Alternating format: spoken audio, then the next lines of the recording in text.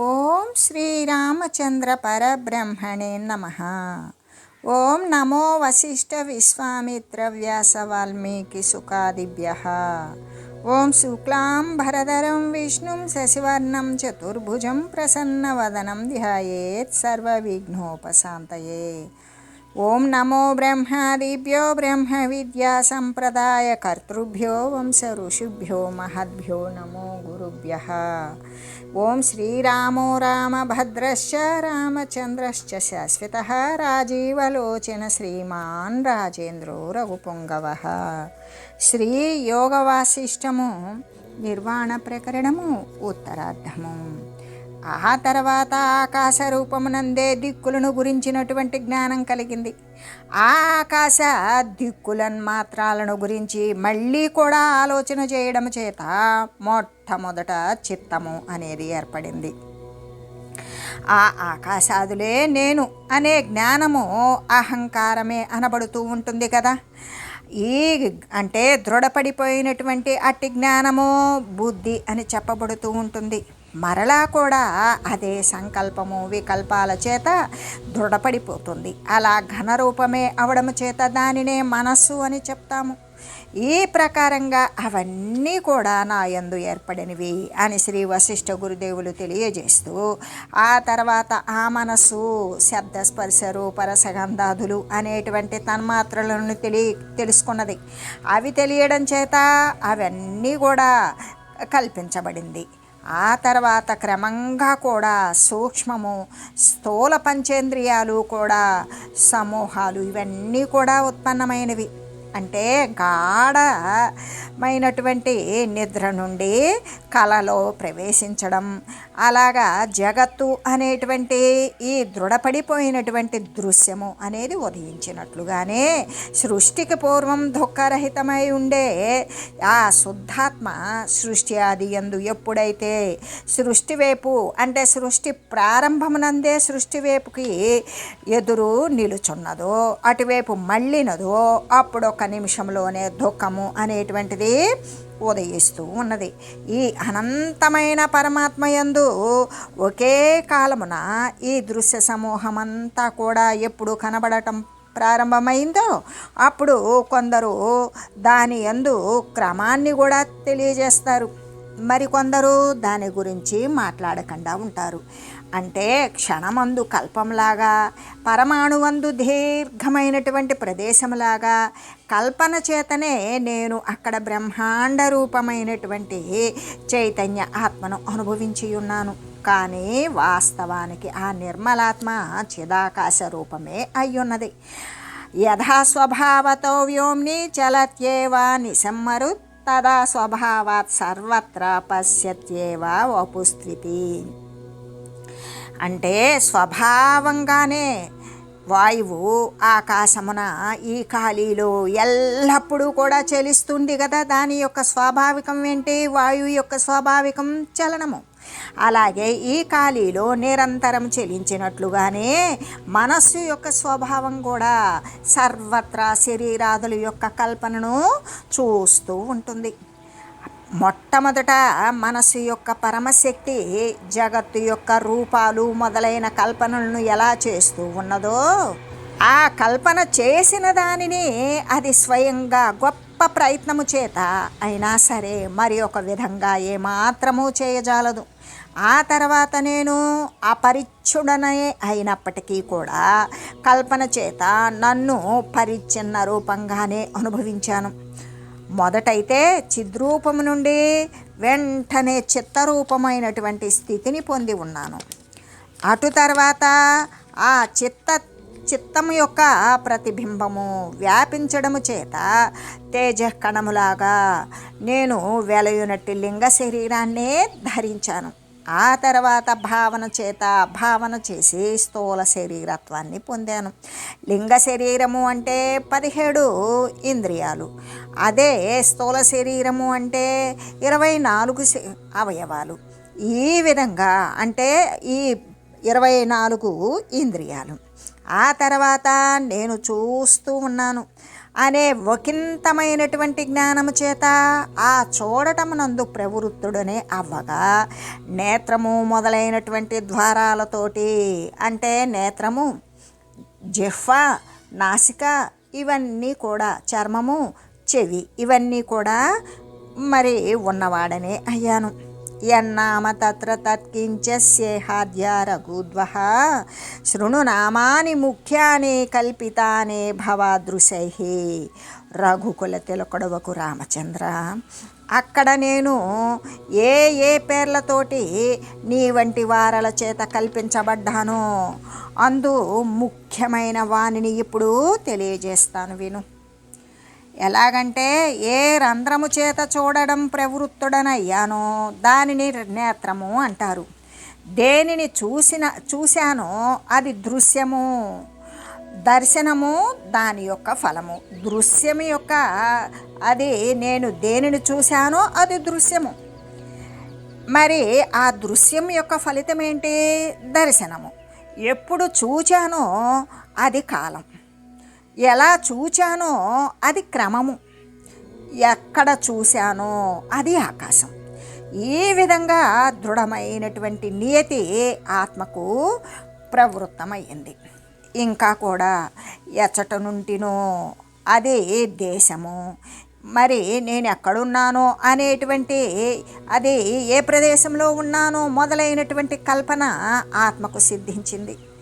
అప్పుడు ఆ సమస్తము కూడా చైతన్యం యొక్క స్ఫురణ మాత్రమే. అది చైతన్యం ద్వారా కనబడుతూ ఉన్నదే అని, దాని యొక్క కారణము నేనే అని అటువంటి అనుభవాన్ని పొంది ఉన్నాను. నేత్రములు అనబడేటువంటి 2 ద్వారాల గుండా కూడా నేను ఎప్పుడైతే చూడడం ప్రారంభించానో అప్పుడు ఆ చూచేటువంటిది అంతా కూడా చిదాకాశ మాత్రమే అనే ఒకంత జ్ఞానము నాకు కలిగింది. ఏ రంధ్రాలు గుండా చూశానో అవి నేత్రాలై వర్తించాయి కదా. తర్వాత ఒకంత విందునను కూడా, అది చిత్తవృత్తి అనేటువంటిది నాకు ఉదయించింది. అప్పుడు శంఖానాదాన్ని పోలినటువంటిది ఆకాశానికి స్వాభావికమైనది అయిన ఝుంకార శబ్దము కొంచెం విన్నాను. ఆ విధంగా చలనశీలమైనటువంటి వాయువుతో కూడిన, స్పందనమే గుణమైన వాయువుతో కూడిన ఏ చిత్రములు గుండా వ్యాపించబడినటువంటి ధ్వని ఏదైతే ఉన్నదో అది నేను విన్నాను కదా. ఆ విన్నటువంటిది, మరి ఆ ధ్వనిని నేను విని ఉన్నాను. ఆ 2 కూడా కర్ణరంధ్రాలు, అంటే చెవి రంధ్రాలు అని చెప్పబడతాయి. స్పర్శ సంవేదనం కించిదహమాత్రానుభూతవాన్ ఏన నామ ప్రదేశేన తేన సాత్వక్చ కథ్యతే ఏన స్పృష్టమీవాంఘం తత్తదాహమనుభూతవాన్ తత్సం సత్సంవేదన మాత్రాత్మ సోయం వాయురితి స్మృత. ఆ తర్వాత ఏ ప్రదేశం నుండి అయితే నేను స్పర్శ జ్ఞానాన్ని అనుభవించానో దానిని త్వక్కు, అంటే చర్మము అని చెప్తాం. అయితే దేని చేత స్పృశించబడినటువంటి అవయవాలను నేను అప్పుడు అనుభవించి ఉన్నానో అది సత్తు. సత్తు సంవేదన మాత్ర రూపమైనటువంటి వాయువు అనే కదా చెప్పబడుతుంది. ఎందుకు? స్పర్శేంద్రియ విషయం ఏంటి? వాయువే అనే చెబుతూ ఈ విధంగా స్పర్శేంద్రియం యొక్క అనుభవకర్తను ఎప్పుడయ్యానో అప్పుడు రసాస్వాదనం అనర్పడానికి ఇచ్చబుట్టింది. ఎలా? ఇక దానిని అనుభవించాలి అనే కోరిక పుట్టింది. ఆ వెంటనే కూడా రససహితమైన రుచికరమైనటువంటి రసనేంద్రియం, అంటే నాలుక ఏర్పడింది. అలాగే ఘ్రాణించుటను కూడా సంకల్పము చేత ఘ్రాణేంద్రియము సంభవించింది. ఘ్రాణించడం అంటే వాసనను పీల్చడం. ఆ యొక్క ఇలా పీలిస్తే తినేటువంటి పదార్థానికి ముందు వాసన ద్వారా ఆ ఘ్రాణించడం అనేటువంటి సంకల్పం చేశాను. అప్పుడు ఘ్రాణేంద్రియము అని చెప్పబడే ముక్కు ఉత్పన్నమైంది. ఈ విధంగా ఈ ప్రకారంగా ఆకాశరూపుడునకు నాకు అక్కడ సమస్త దేహేంద్రియాలతో కూడినటువంటి విషయ సంపద అంతా కూడా చేకూరింది రామ. కానీ వాస్తవానికి ఏమీ చేకూరనిది అయ్యింది. అని చెబుతూ, ఓ రామచంద్ర, ఈ విధంగా ఇంద్రియ తన్మాత్ర సమూహమంతా కూడా నా యందు అచ్చట స్థితి కలిగినదే అయింది. ఏంటది? కర్మేంద్రియాలు, జ్ఞానేంద్రియాలు, పంచతన్మాత్రలు, పంచప్రాణాలు, అంతరేంద్రియాలు, ఇవన్నీ కూడా ఈ సమూహమంతా నా యందు అక్కడ స్థితి కలిగి ఉన్నది. అప్పుడు వాస్తవానికి మిథ్యారూపాలు, భ్రమాత్మకాలు అయిన ఈ శబ్దస్పర్శ రూపరసగంధాల యొక్క భోగము అనుభవించేటువంటి జ్ఞానము నాకు బలవంతంగా ఉత్పన్నమైంది. ఈ ప్రకారంగా ఈ దేహేంద్రియ విషయాలను అభిమానిస్తూ నేనున్నాను. అటువంటి అభిమానమే నీ వంటి వారి చేత అహంకారము అని చెప్పబడింది. ఆ బుద్ధి సంకల్ప వికల్పాల చేత దృఢపడిపోయి మనస్సు, ఘనీభూతమైనటువంటి మనస్సు అని చెప్పబడుతూ ఉన్నది. అది ఏ విషయాలను మరలా మరలా కూడా స్మరించడం చేత దానిని చిత్తము అని ఎంచబడుచూ ఉన్నది కదా.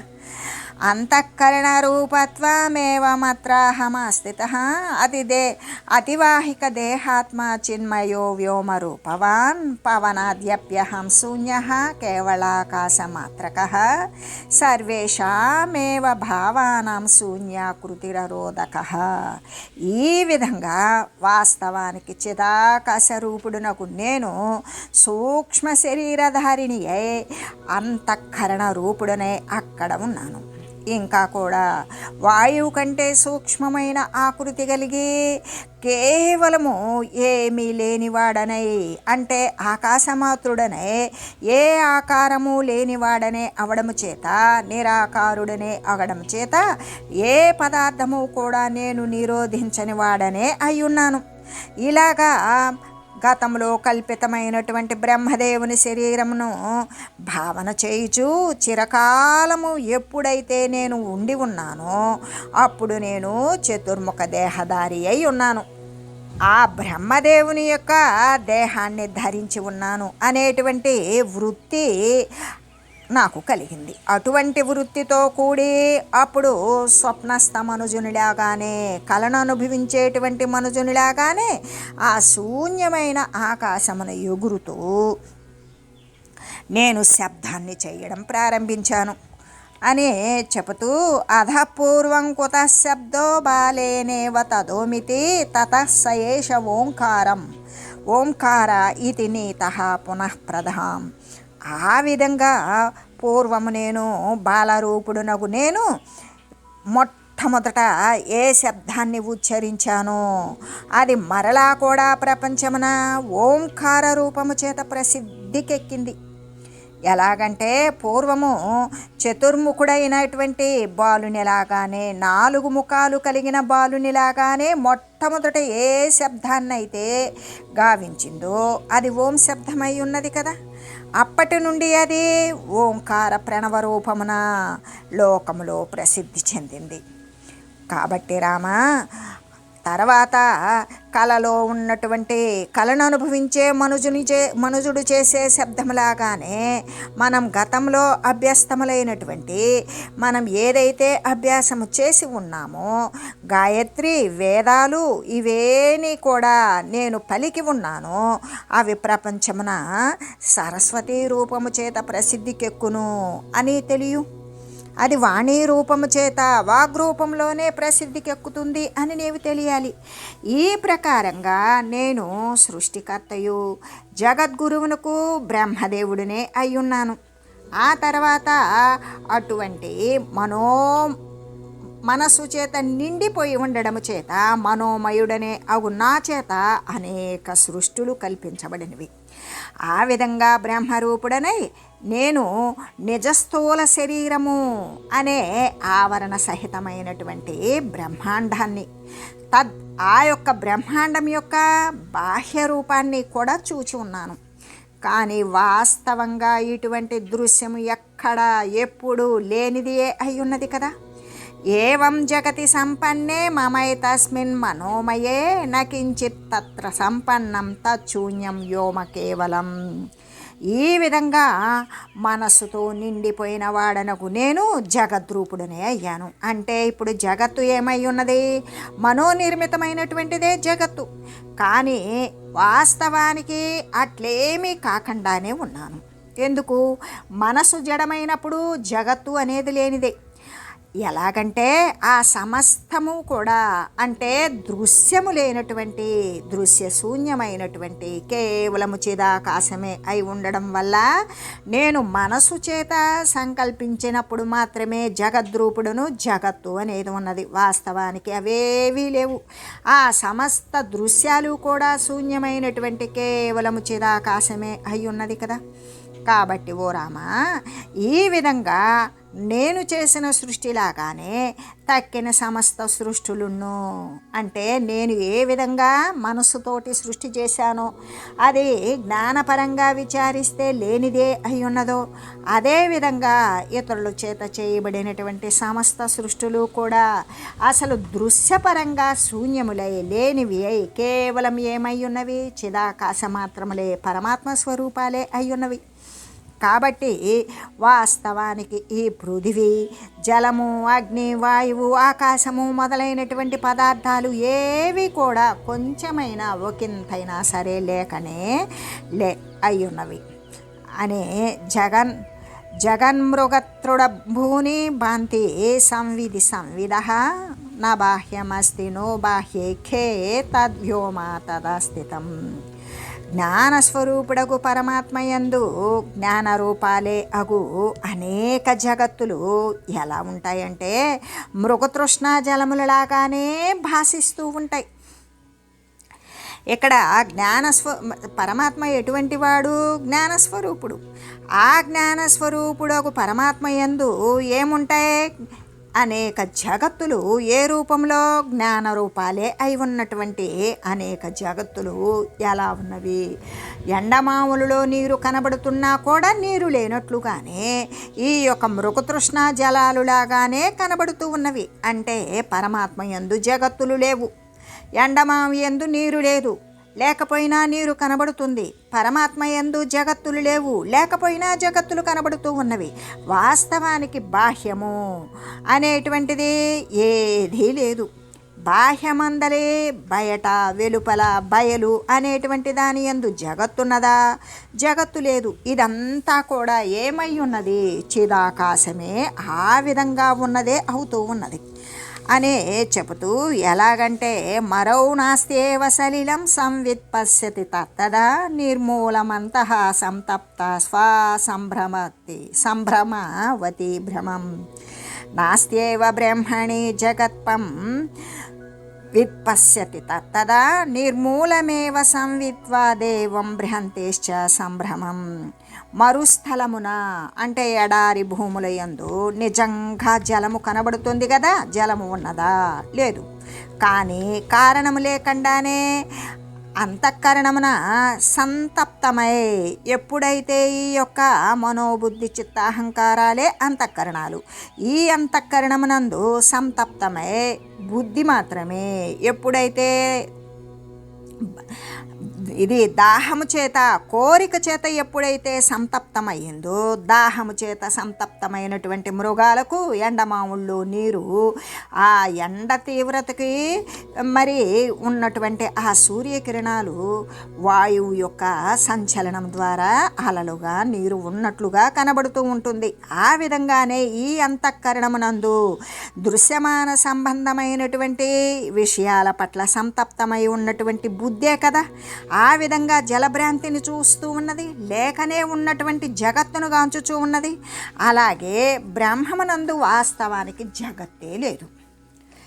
అంటే అక్కడ కారణం లేకుండగానే ఆ జ్ఞానముతో చుట్టబడినటువంటి సంవిత్ స్వభావము చేత, అంటే జ్ఞానం యొక్క స్వభావము చేత ఆత్మ అనేటువంటిది జగద్భ్రాంతిని గాంచుచూ ఉన్నది. ఎందుకు? ఆ జ్ఞానము చుట్టబడి ఉండడము చేత, ఏ కారణము లేకపోయినా సరే. అలాగే సూర్యకిరణాల యొక్క వేడిమి చల్లబడిపోయింది. సూర్యాస్తమయం తర్వాత ఎండమాములు కనిపిస్తున్నవా? లేవు. అలాగే ఎండమాములు ఎప్పుడు కనపడుతున్నవి అంటే సూర్యకిరణాలు తాపం వల్ల, వాయువు యొక్క చలనాల వల్ల ఆ ఎండమావుల్లో నీరు అలలుగా కెరటాలుగా కనబడుతూ ఉన్నవి.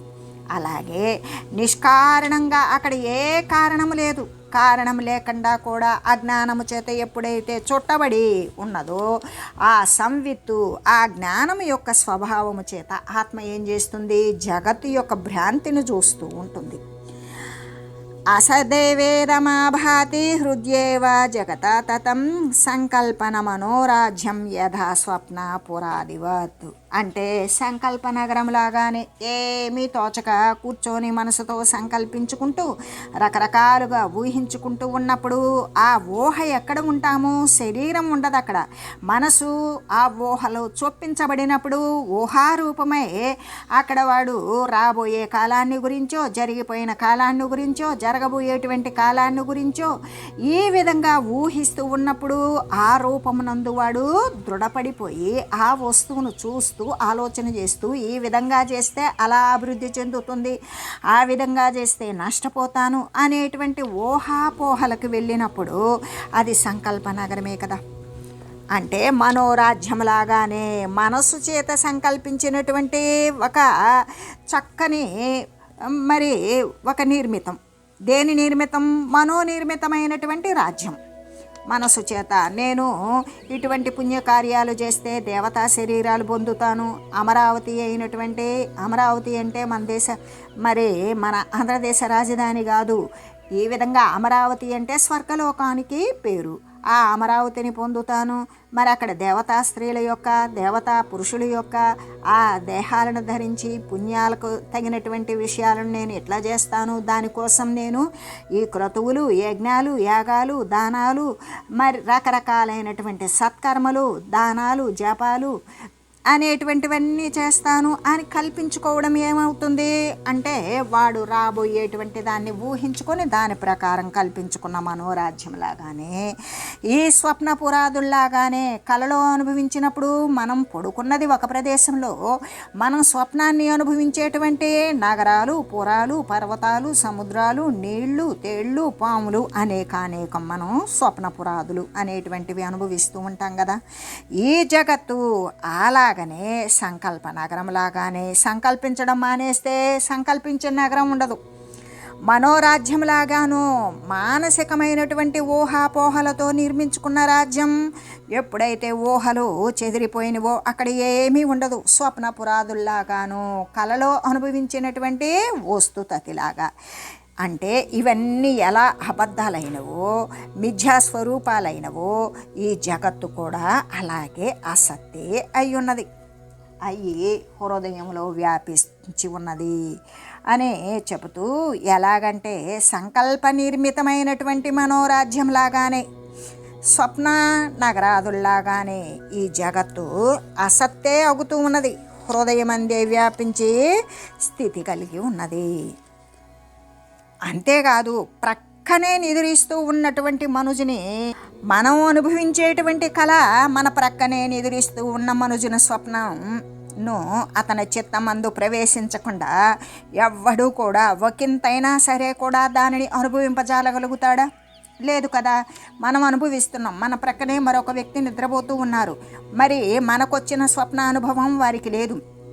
అందుకు కాబట్టి వాని చిత్తంలో అది ప్రవేశిస్తుందా? మన యొక్క అనుభవం అనేటువంటిది ప్రవేశించదు. అలా ప్రవేశించకుండా ఉన్నప్పుడు వాడు ఆ స్వప్నాన్ని మరి కొంతైనా సరే అనుభవించగలడా? లేదు కదా. అలాగే ఆ జగత్కల్పన కూడా దానికి అధిష్టానభూతమైనటువంటి చిత్శిల యందు ప్రవేశించలేదనుకో, ఆ ప్రవేశించినప్పుడు అద్దమందు ప్రతిబింబించిన దాని వంటిదే అవుతూ ఉంటుంది. వాస్తవానికి అసత్తే అయి ఉన్న ఈ జగత్తుని ఎవ్వడూ కూడా చూడజాలడు. ఆదిభౌతిక భావేన నేత్రేణ యది లక్ష్యతే తత్తన్న దృశ్యతే కించిత్ గిరిరేవ ప్రదృశ్యతే. ఆదిభౌతిక రూపమైనటువంటి అంటే స్థూల శరీరముతో స్థూల రూపమైనటువంటి నేత్రము చేత ఈ యొక్క చర్మచక్షువు ద్వారా చూడబడినట్లయితే ఆ శిలయందలి బ్రహ్మాండాలు ఏవి కూడా, శిలయందు కాదు పరమాణువునందు కూడా అనేక బ్రహ్మాండాలు ఉత్పన్నమైనవి అని కదా నిన్నంతా కూడా చెప్పుకుని ఉన్నాము. అలాగనే మనం ముందు ముందు తెలియజేసుకున్నటువంటివి శ్రీ వశిష్ఠ గురుదేవుల యొక్క జగత్కల్పన అంటే సృజన కార్యక్రమం. ఎంత పరమాణువునందు కూడా అనేక జగత్తులు ఉన్నవని వాస్తవానికి జ్ఞాన విచారణ ద్వారా ఎప్పుడైతే విచారించామో, జ్ఞాన మార్గాన్ని అనుసరించామో అవన్నీ హుళక్కి అని చెప్పుకున్నాం కదా. ఆ విధంగానే ఆశల యందలి బ్రహ్మాండాలు ఏవి కూడా కనిపించవు. ఎందుకు? మనం స్థూల రూపమైనటువంటి ఈ యొక్క చర్మచక్షువు చేత చూసినట్లయితే ఆశలలో ప్రతి దాని యందు కూడా అనేకానేక జగత్తు అంటే వచ్చిపోయేటువంటి స్థితి కలిగినది. మరి జాయతే గచ్చతే ఇది జగత్. ఆ వచ్చిపోయేటువంటి స్థితులు శిల యందలి బ్రహ్మాండాలు అనేకానేకాలు ఉన్నవి కదా. అవి ఈ స్థూలమైనటువంటి శరీరానికి ఉన్న ఈ చర్మచక్షువు చేత, ఈ యొక్క మరి చర్మంతో కూడినటువంటి కంటి చేత అయితే కనబడతాయా? కనబడవు. లోకాలోక పర్వతమే కనిపిస్తుంది. లోకాలు అలోకాలతో ఉన్నటువంటి భౌతికమైన వస్తువే కనబడుతుంది అని చెబుతూ, అతివాహికమైనటువంటి దేహముతోటి అంటే సూక్ష్మదేహంతో, ఆ సూక్ష్మదేహంతో పరమ బోధ దృష్టితో, పరమ జ్ఞాన దృష్టి చేత మరి చూపు, సంకల్పము అనేటువంటిది ప్రక్కకు మరలకుండా చూడబడినట్లయితే ఆశల యందలే జరుగుతూ ఉన్నటువంటి సృష్టి స్థితి లయాలు, ఈ సృష్టి ఆదులన్నీ కూడా కనిపిస్తాయి. అటువంటి యోగుల దృష్టి యందు అదే నిర్మలమైనటువంటి పరమాత్మ రూపమే అవుతూ ఉన్నది కదా.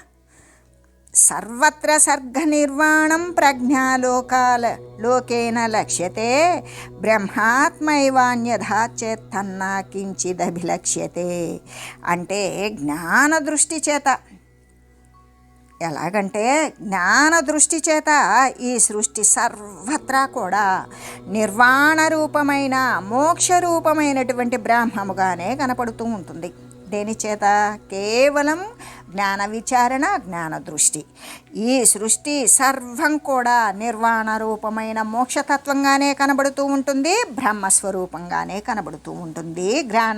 జ్ఞాన దృష్టి ద్వారా ఎవడైతే చూడగలుగుతాడో, అటువంటి జ్ఞాన దృష్టి లేకపోతే ఇంకా అటువంటిదేమీ కనిపించదు. అంటే ప్రజ్ఞ అనేటువంటి నేత్రము చేత